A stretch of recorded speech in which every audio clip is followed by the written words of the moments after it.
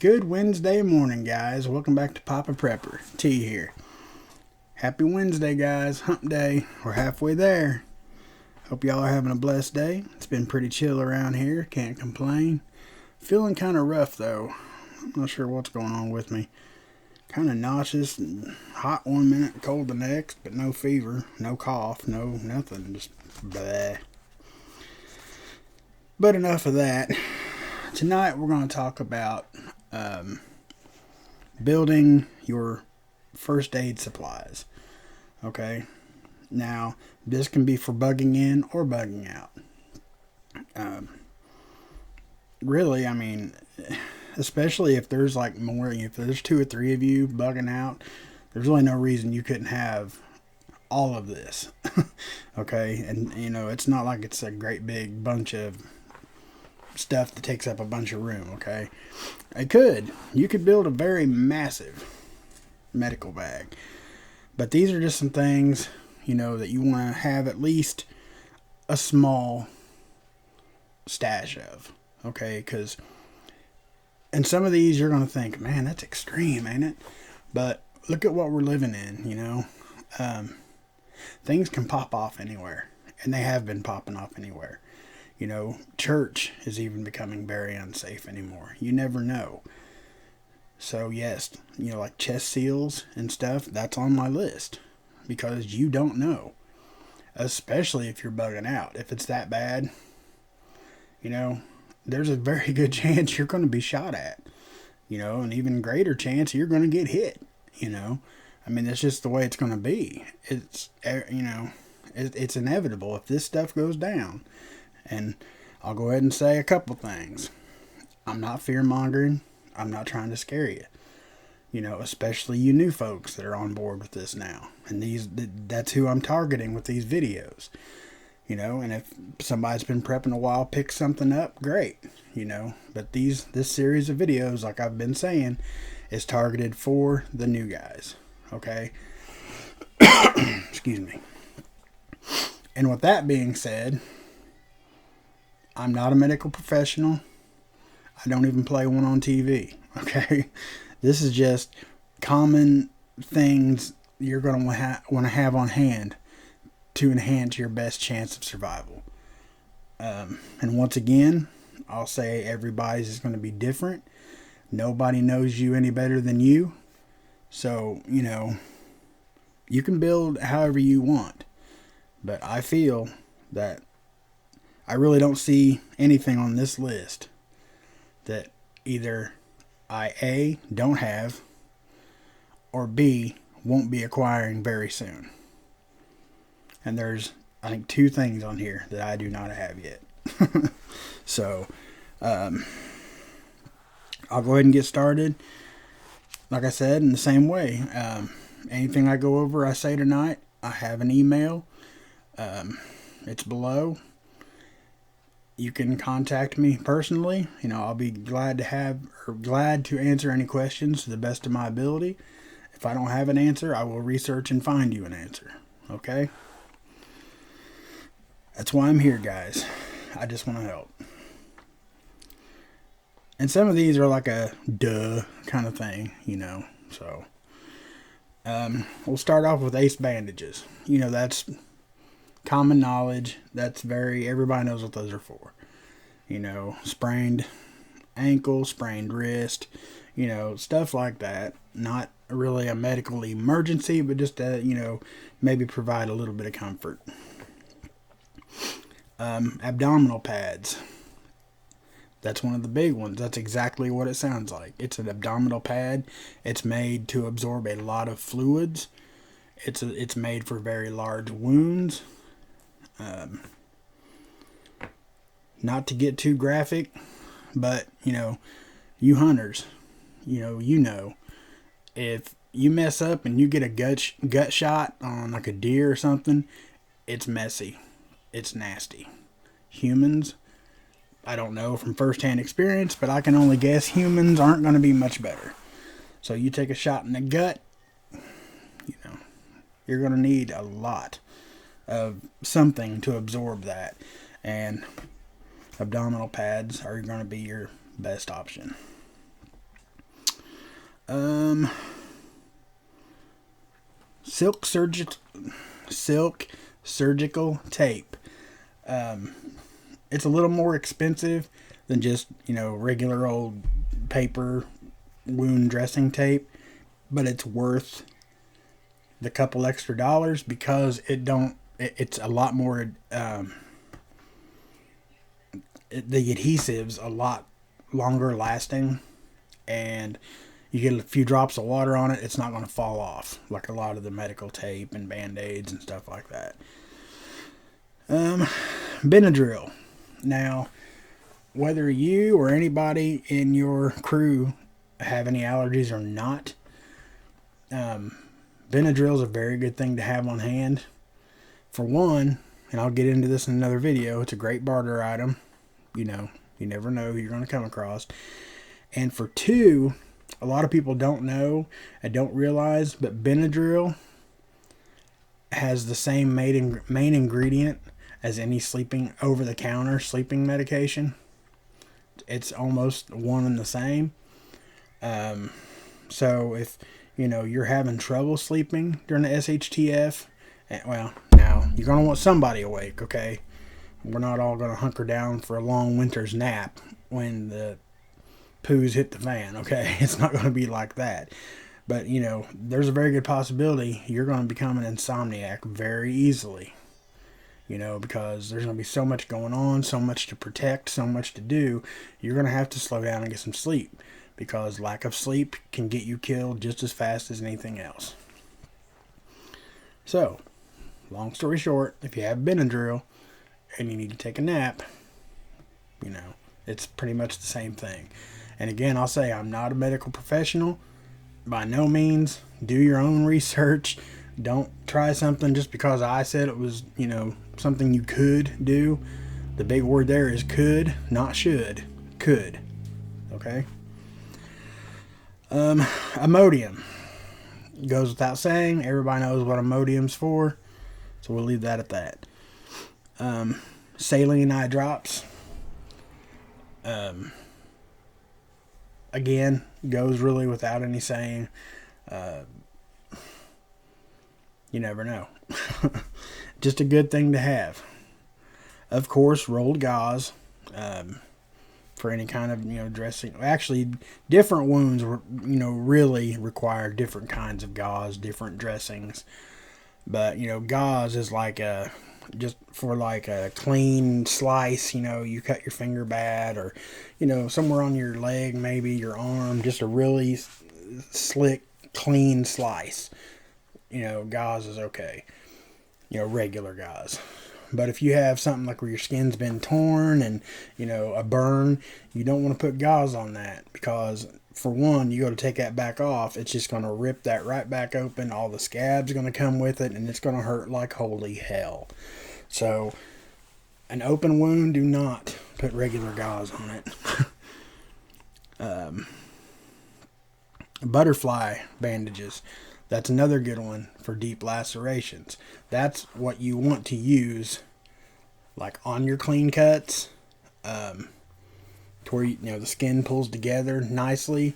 You can use butterflies for that. Then wrap it with the gauze. The gauze is basically just going to keep it clean. It don't really help in the healing process. It just keeps it clean. Safety pins. That's got several different uses, if you're bugging out or in. I've used safety pins for everything from fixing the interior on my car seats to buttoning my pants when a button broke. But you can use them for keeping the dressings and bandages in place, especially if you're going to be very active. Bandages aren't going to stay in place worth a crap.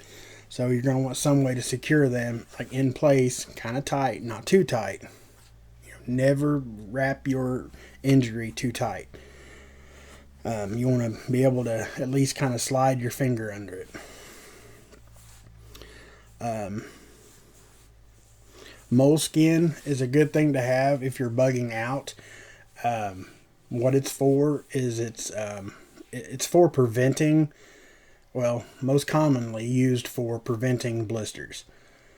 So I've known guys that will line the inside of their work gloves with moleskin, like if they shovel a lot or splitting firewood a lot, just stuff like that. It'll keep from wearing blisters on your hands. But a lot of people put them in their shoes, their boots, like especially if you're bugging out, because it's almost inevitable your feet are going to get wet at some point in time. So that moleskin will add a little extra protection to keep you from blistering, because especially if you're bugging out and your feet go to hell, you're kind of stuck, okay? Definitely want to take care of your feet. Advil and ibuprofen. Kind of goes without saying. Everybody knows what, it cures what ails you, as some people might say. But also a good thing, a very cheap thing to stock up on to use for barter items as well. Gloves. You want as many surgical gloves as you can possibly take with you, because a very wise man named Bear Independent always says, if it's wet and sticky and not yours, don't touch it. Ever. For no reason. I mean, if it's your spouse or your child, that kind of goes without saying. I get it. But in any other situation, if it's wet and sticky and not yours, don't touch it.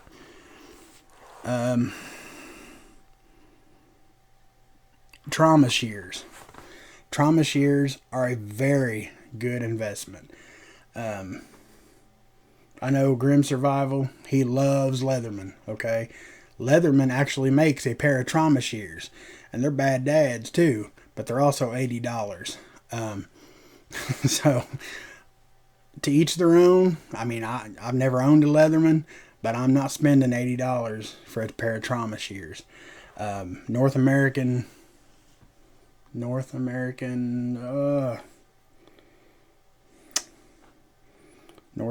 Resources. I can't remember, but they have them for $9.39. I got a couple different prices for you guys. Needle and thread. You never know what you're going to need needle and thread for. Anything from digging out a splinter to, a makeshift suture. It happens. I mean, that would be like the worst case scenario. There are better things to use. Like fishing line. Thin fishing line makes much better sutures than just thread. But the needle and thread, you're going to want to find some kind of small, waterproof, like you can hold liquid in, and fill that with alcohol to keep your needles and your thread in.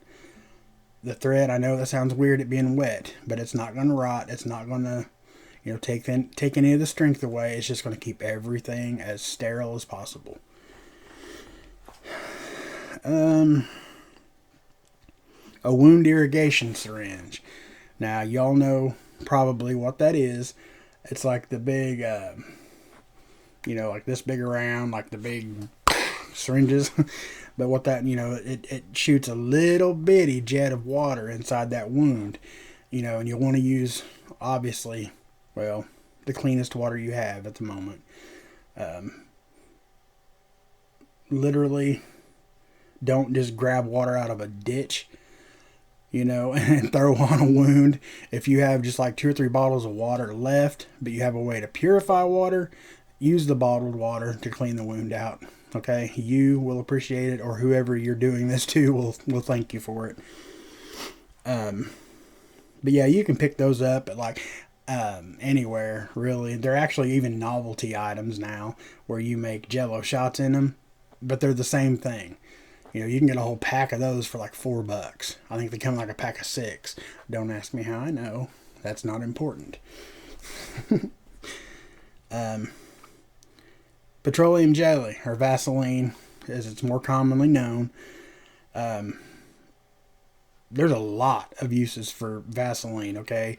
From starting fires to protecting wounds, especially open wounds like burns, lacerations that are just ripped open, exposed bones. Petroleum jelly has a lot of uses, and it's going to be could be a barter item. So, and it's very cheap. All this stuff that's really cheap, I would buy several of them if you're able. I mean, it's not going to hurt anything to have. Chest seals. Well, that goes back to, a lot of things are happening nowadays.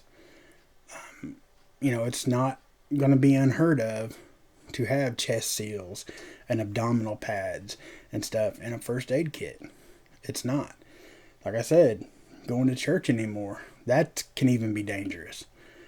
But there's two kinds of chest seals. I can't recall what the two kinds are called, but one, it's just that. It's a seal. You apply it, it's to,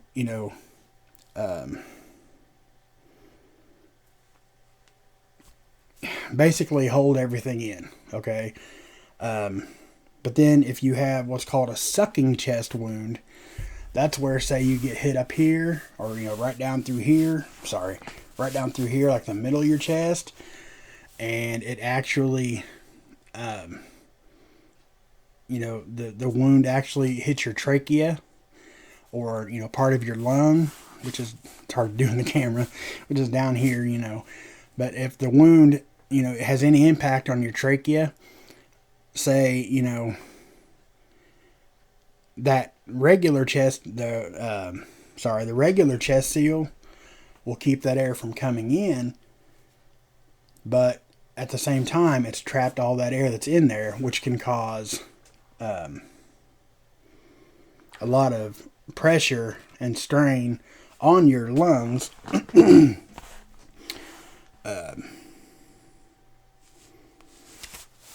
So the other pad, or the other seal, has a little valve on it that just lets air out. Honestly, they look like a flat whoopee cushion. Okay, they're a chest seal, but they have a little air flap that sticks up. And what that does is it'll let the air out, but it won't let any more air in. And when that air is, just for useless trivia, I guess, when that air is trapped inside and pressing on your lungs, that's called pneumothorax, just so you know. Antibiotics, that goes without saying. Never, if you've been sick, been to the dentist, had any kind of tooth abscess, and you've still got antibiotics, keep them. Do not throw those away. Sit on as many of those as you can, because when this stuff goes down, there's not going to be any more running to prompt med or, first care or whatever. Whatever you got's what you got. Okay, and a lot of people are resorting to the fish antibiotics, the marine antibiotics, or like animal antibiotics, like, the horses and cows and stuff like that. They are the same thing. Why it costs so much more for humans, I have no idea. Why does anything cost so much more for humans? Thermometer, that goes without saying. You know what a thermometer's for. Aspirin, I myself cannot take aspirin. Well, in very, very, very, very small doses. But aspirin is a good thing to have. Again, you know what aspirin's for. It's very cheap. Another good barter item. Stack it up. Oh, let's see. I lost my place on my list.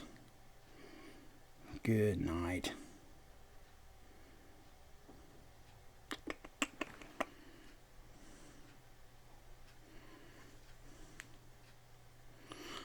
Hydrocortisone cream. That's kind of a given as well. You know what hydrocortisone cream is for. Scrapes, getting banged up.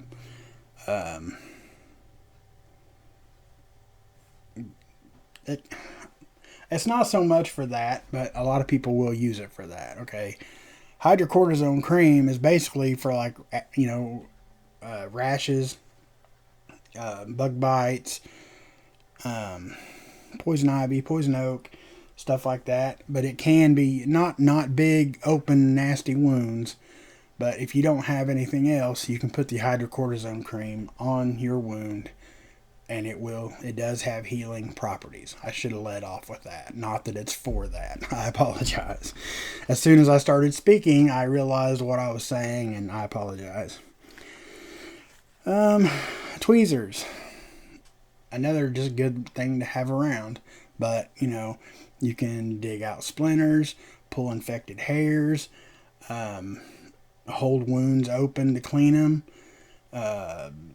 several different things. Okay, and I would have multiple pairs because around my house they always disappear constantly, just like fingernail clippers. Just, there they went. They're gone.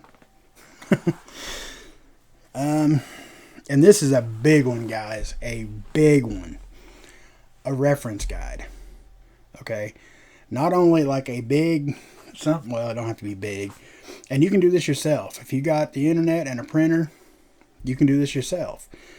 But you're going to want a big, very knowledge-filled reference guide. Not only for, make sure you're giving the right treatments, but also you want a reference guide for medication. Okay. Say somebody's dropped their bag or whatever, and you of course you're going to go through it. You're going to go through it, and you find a big bag of pills, and it just so happens to be you just found a big bag of hydrocodones or something. You just hit gold, son.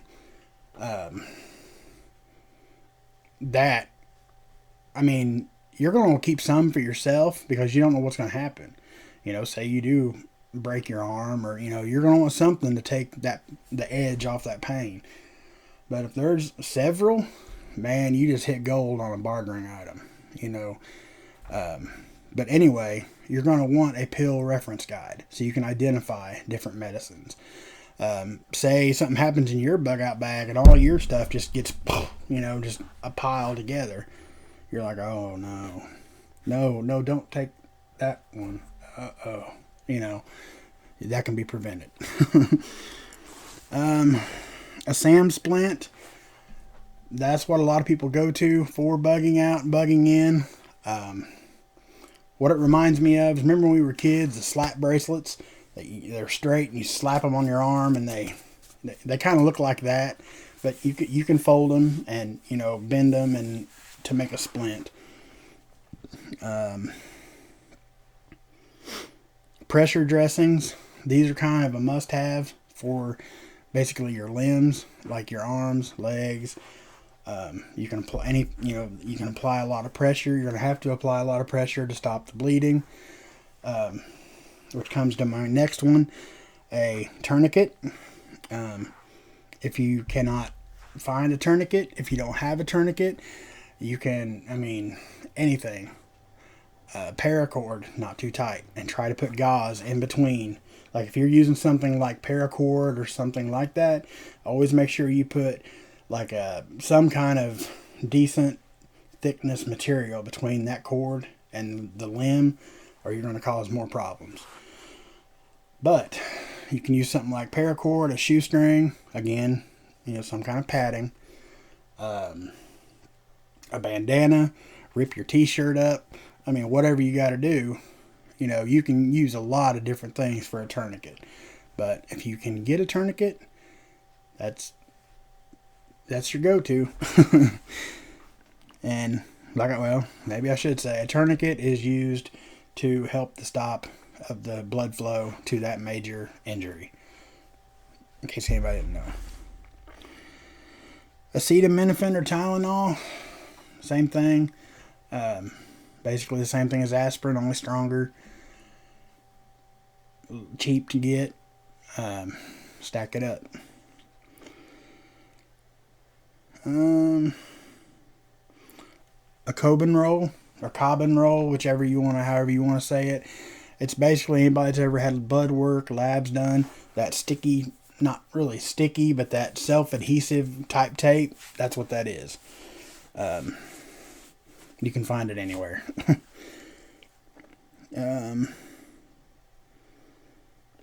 plastic cling wrap. Yeah, plastic cling wrap. You can use it. That's what you want to use on like burns or exposed bones.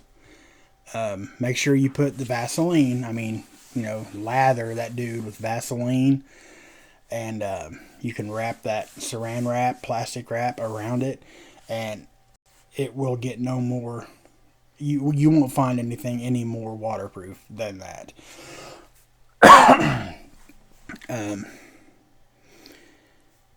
And with that being said, like if it's a brand new pack, I would pull it out just a couple feet, rip that off and throw it away, and then pull out. The next section is guaranteed to be clean. The outside, you never know.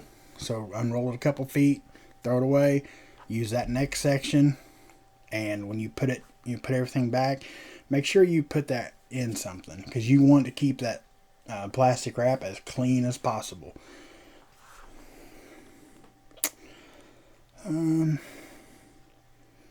Emergency blankets.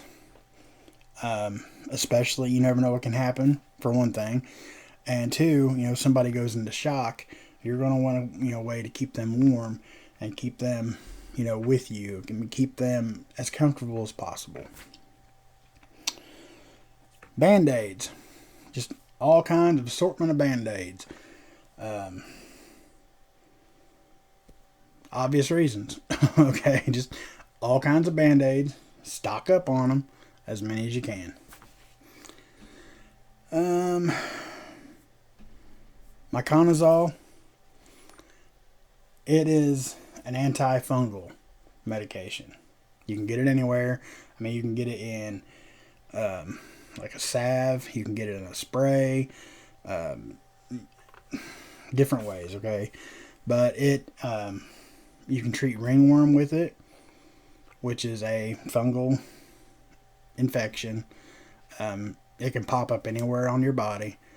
You can treat jock itch, which is a pretty common thing now, but even more common if it's grid down, SHTF. Say you can't shower and maybe clean yourself that great every day, or if you're bugging out and you're caught out in the rain and you stay wet for hours, you're probably going to get some itchies down there, and that's what that's for. That'll take care of that. And athlete's foot, another one. If you're bugging out, your feet get wet and they stay wet for a long time, you're going to get athlete's feet. It's inevitable. It's going to happen. And with that being said, save the nastiest for last, huh? I think that's where I'll stop today. I've had you guys here for almost a half hour, and I apologize, but I did say, when I start getting into the medical, it'd be a little more lengthy. Now, I do have other things that are kind of a little more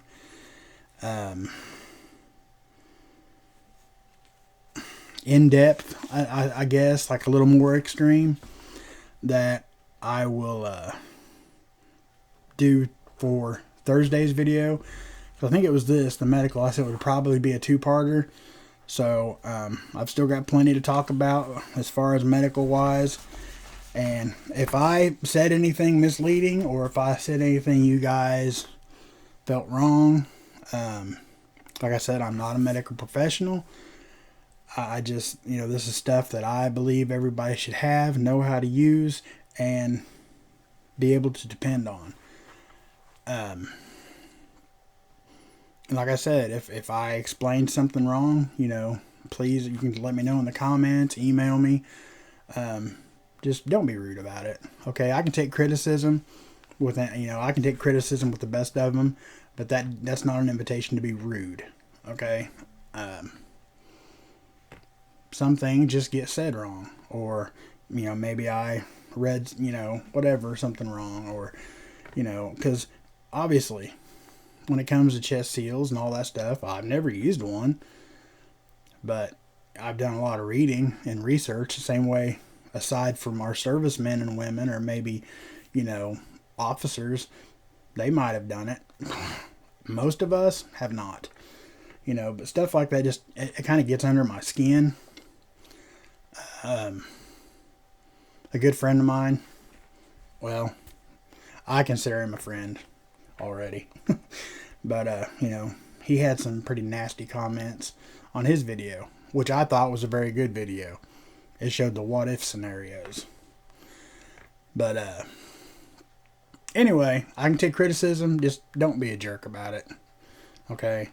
And I really don't, I've had a couple, not really, not subscribers, but people just kind of been rude.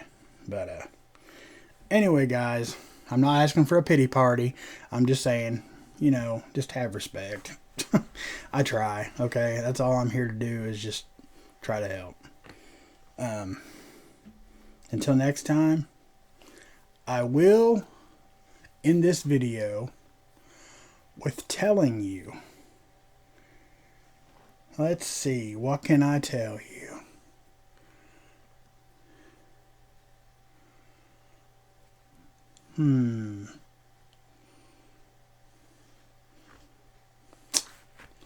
Let me think for a minute. I should have done this, but I almost forgot.